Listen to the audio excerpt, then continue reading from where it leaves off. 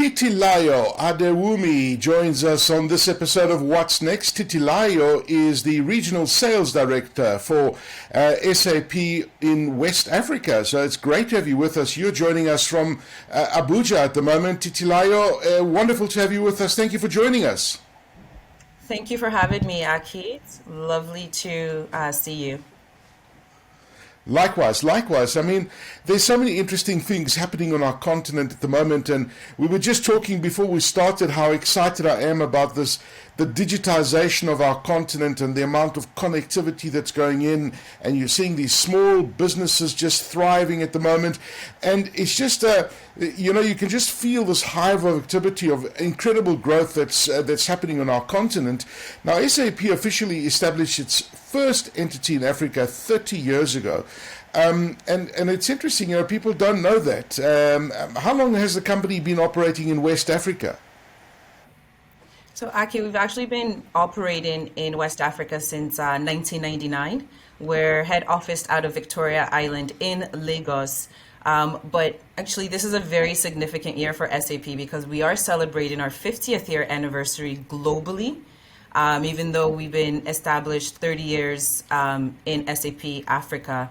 The original team that set up the Lagos office was made up of about 34 staff members, and in fact, some of them are still with the business today, 23 years later. Wow. That's astonishing. It's amazing. I've been to Lagos a few times, and I just love the energy in the city, and I just love the entrepreneurship in Nigeria. Can you describe SAP's operations in West Africa? How would you describe them? You're in Abuja at the moment. We've spoken about Lagos as well, but Nigeria is such a vast country, and West Africa per se, that whole region is incredible. So the West African region in which we support right now is the English-speaking West African countries. So that includes Nigeria, Ghana, Sierra Leone, the Gambia, and Liberia.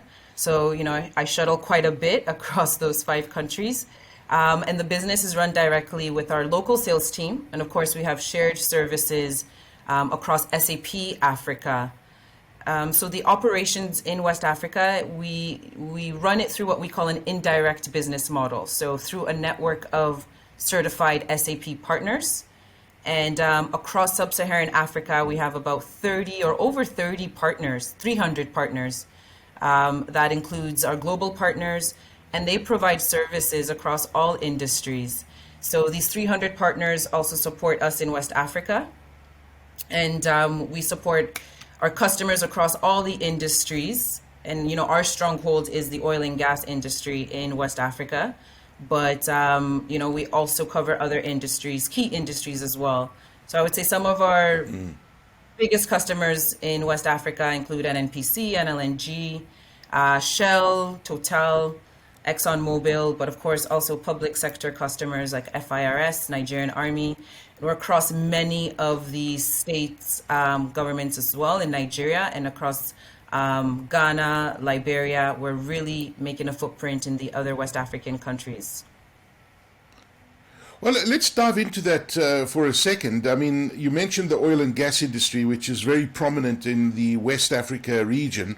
What type of customers and industries does SAP service across West Africa outside of the gas and oil? You did mention government as well, but I imagine that there's lots of other industries that you service as well.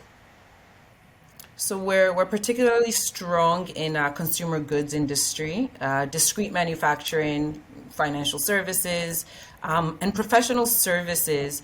So, I know we talked about the oil and gas industry, and yes, traditionally, SAP has been viewed as an ERP company just for oil and gas customers. And yes, we are certainly the leaders in ERP globally for those industries.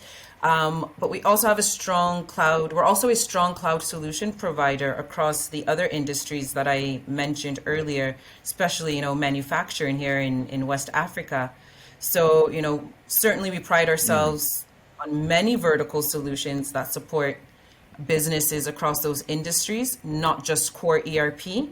But for example, success factors for human capital management, intelligent spend and business network for procurement and financial management, CX for customer management, experience management, and the list goes on and on. So different solutions for different industries, but we really penetrate within consumer goods, discrete manufacturing, and financial services and public sector.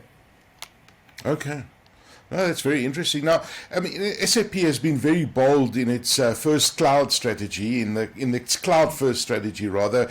We often talk about this, and cloud first is a strategy that many organizations are adopting, but SAP particularly has been quite bold in this regard. Are we seeing that traction in the global results? Okay, and we're seeing that globally where that cloud strategy is happening. What is the relevancy of cloud in West Africa? Are you seeing the same sort of trends that are happening globally? No, absolutely, Aki. And West Africa is actually, as you said, a cloud-first region. It's definitely relevant for all of Africa.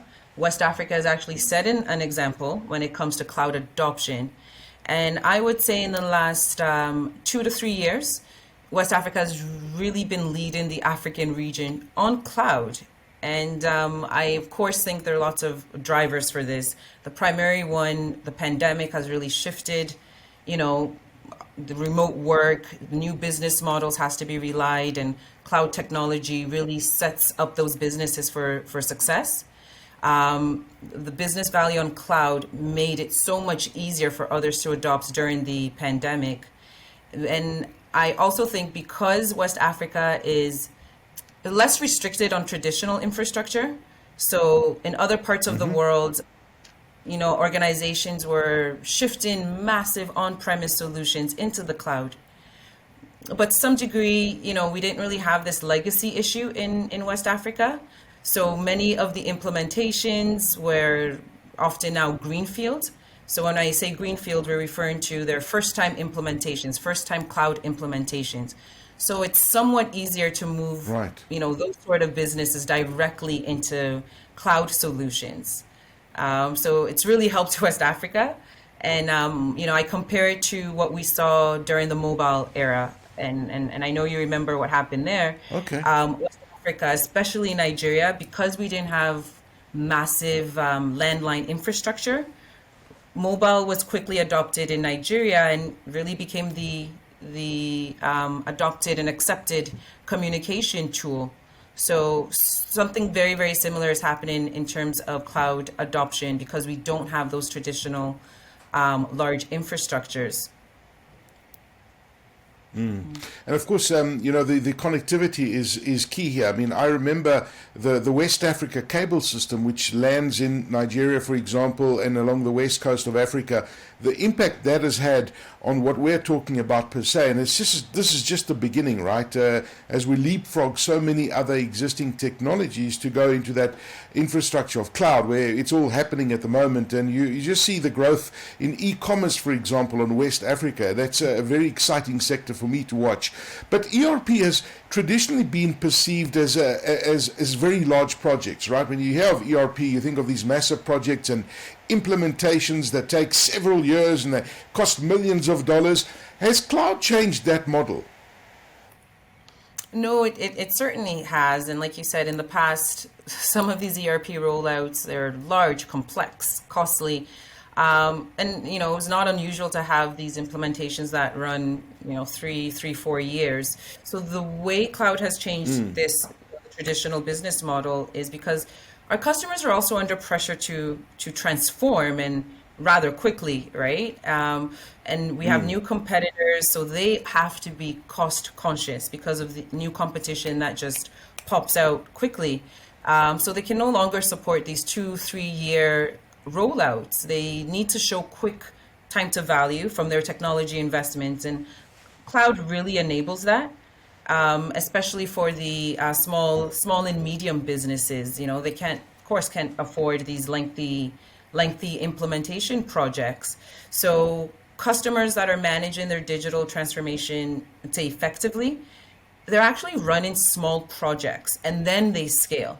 And that's what I think we really recommend. So, for example, a customer can start and they can focus on their procurement department and their procurement challenges.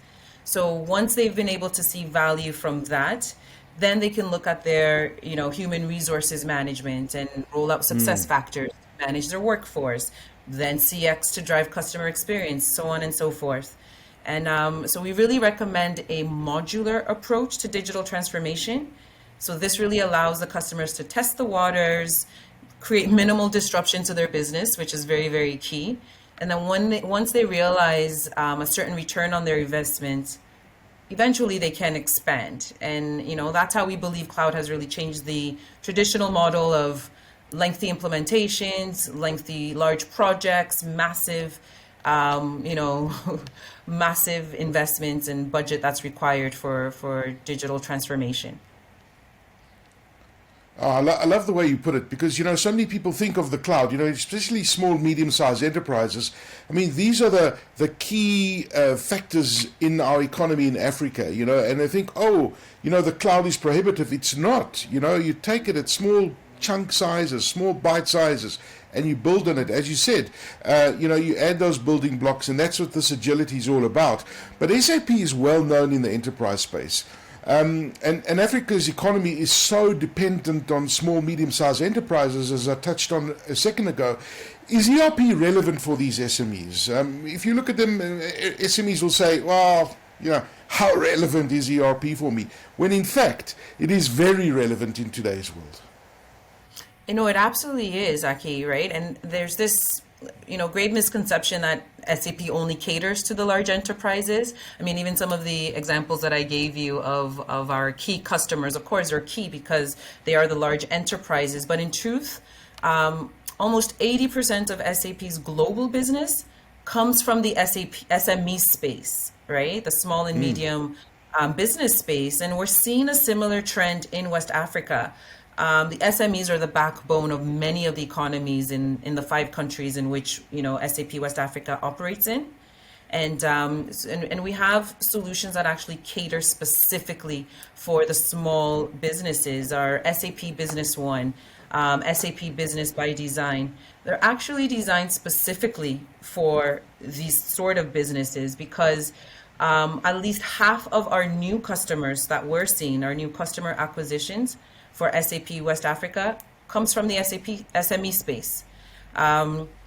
So what we do is we're able to help these businesses at every stage of their journey. So as the small businesses are growing, if there's a need to become more complex and bring on other solutions, it integrates perfectly into what they're currently working on, and we can help them get the most out of that stage of their business. So simple answer, Aki, ERP is certainly relevant for SMEs. And in Nigeria alone, we have over 39 million SMEs. So to cater for those small businesses, we have to ensure that we're able to vocalize, how the ERP can certainly assist them and the benefits that it has to their businesses. So let's unpack that. SMEs are watching this right now. They're thinking, listen, I need to take a look at this more seriously. How can SMEs benefit from SAP's technology? So because, small businesses, especially today, they need to be operationally agile, right? Like I mentioned, competition is popping up left, right, and center. So it's not even just to thrive as a small business. They need to survive. And they do face similar challenges to large businesses. But they operate within very, very tight budgets. And this is where, when we're talking about moving to the cloud, it really helps them because they don't have to lock down their budgets for large ERP projects. So technology implementations, they're significant investments. So they have to drive results and immediate results for these small businesses. So I would say a major benefit of technology for these sort of businesses is it removes some of the time-consuming tasks that they have to fulfill. It allows them to free up resources to drive other areas of their businesses. And what we're seeing today in our SME customers that implement SAP solutions is they now have access to more cohesive and integrated information. So they have better visibility. They're able to make better decisions quicker, right? And what they can also do is they streamline their processes. That helps them with efficiencies, which translates to, cost reduction, which is very key as a small business. They're able to report faster and, of course, improve customer experience. And some of our businesses that we see that are using SAP technologies, they're able to improve on regulatory compliance. And of course, they have the added bonus of data security. So, I mean, these are just some of the benefits that they see, tip of the icebergs. And we certainly have daily conversations with some of the associations within the different countries to just show how SAP adds value to just small businesses.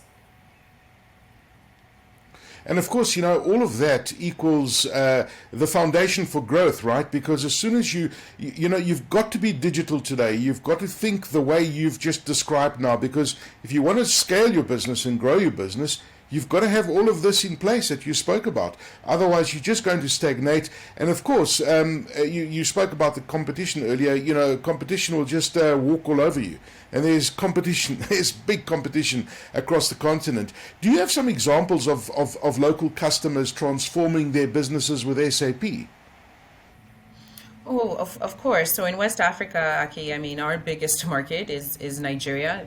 It has the largest GDP in the region. So consequently, a large amount of our business is, of course, conducted in Nigeria. But we're certainly excited about the opportunity of growth that we're seeing in the other countries that I mentioned.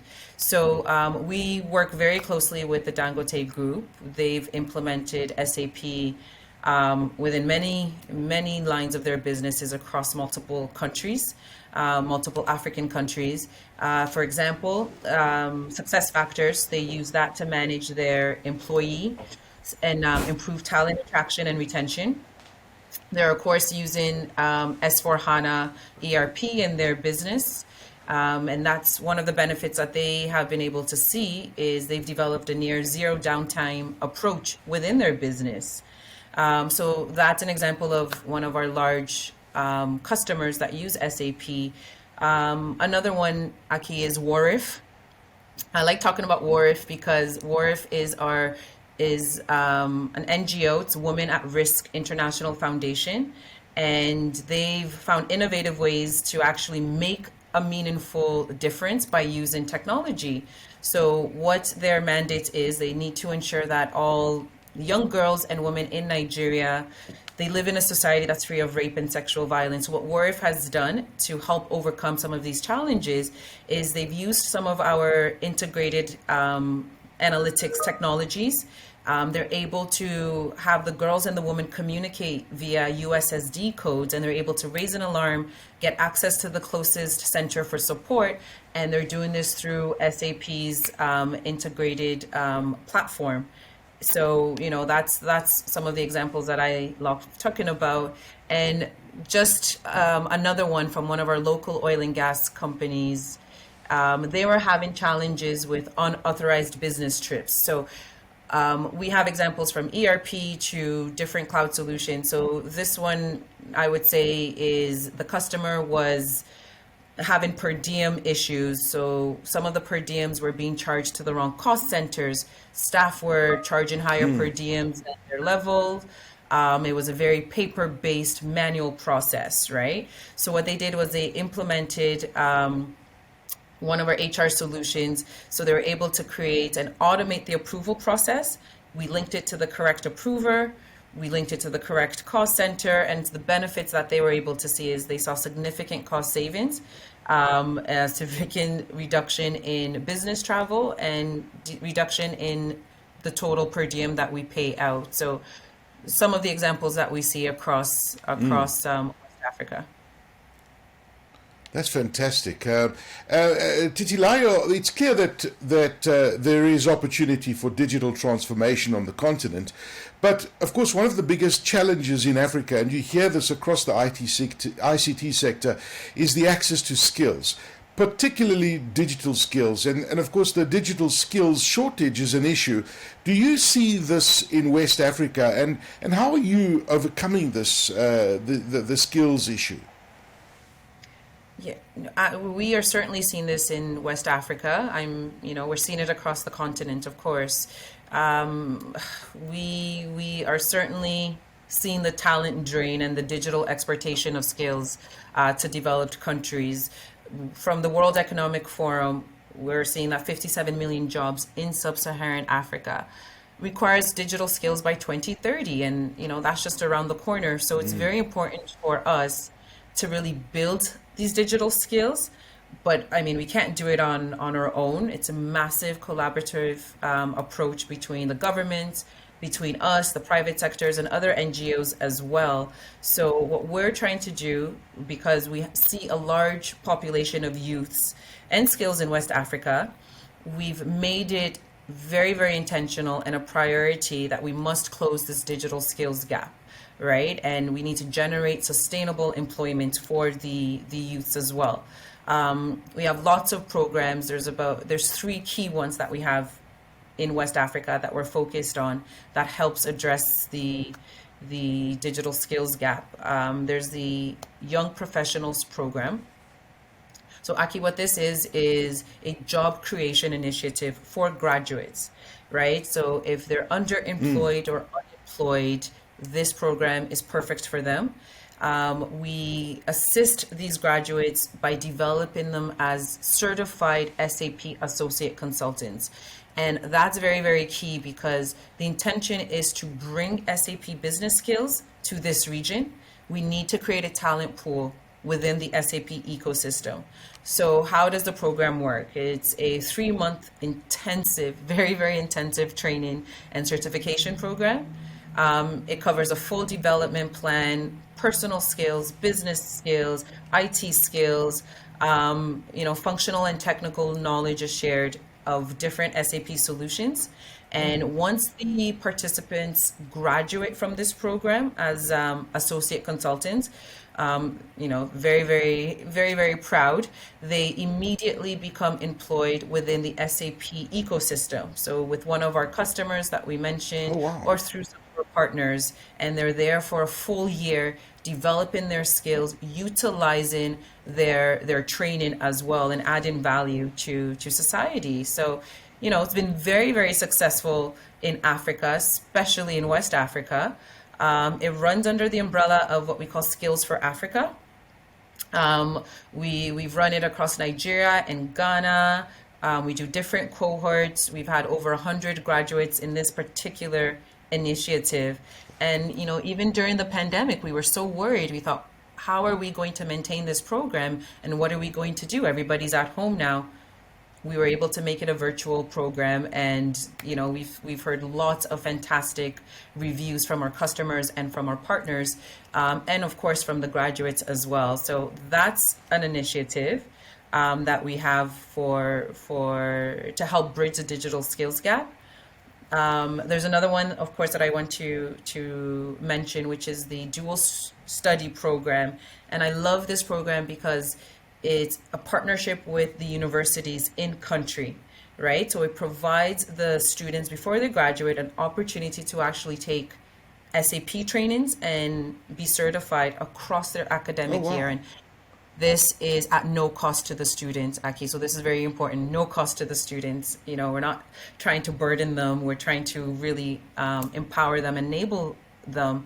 So it's an extracurricular collaboration between the university, between SAP, and we launched it just in 2019. We've deployed it across 9 universities across Africa. Within West Africa, we've deployed it at Covenant University, Mountaintop University. In Ghana, we're at Ghana Institute of Management and Public Administration. And the goal is to continuously add more universities onto this program. Now, those are just for the Skills for Africa umbrella in terms of, bridging that skills gap. There's also another now this is a fun initiative, right? To help ensure digital literacy in region in country, Nigeria and Ghana, Liberia, Gambia, and Sierra Leone. And I'm sure you've heard about it because we partnered with UNESCO on this, and it's an actual SAP initiative. It's called Africa Code Week, right? Oh, So we've yes. been doing this for the last 7 years, and we've seen positive impacts on millions of youths, right? It's not just hundreds, we're in the millions now, and we train thousands of teachers across Africa. And what we really do is, as we're engaging the students, as we're partnering with the teachers, we make sure we're sparking an interest for coding. We target specifically the female, and we train the teachers, and then we have a fun, interactive week where we have workshops, we have competitions, and we're across all 41 countries right now. The next one that we're doing in for Africa Code Week starts the first week of November. So please watch out for that. I hope you participate as well. And we're just making sure that we're committed to the communities in which we operate. And I'm certainly proud of the work that we're doing to build purpose in West Africa. Wow, absolutely fantastic, and music to my ears. And of course, this misconception amongst young people, to be part of this digital transformation and the digital economy that we've been talking about, you need to have a fancy degree and all that sort of thing. No, there's opportunities for everyone, and there's such a need for skills. So don't hear and believe what people say. You need to have these massive degrees to be part of these digital skills processes we've been talking about. Titilayo Adewumi, Regional Sales Director for West Africa at SAP.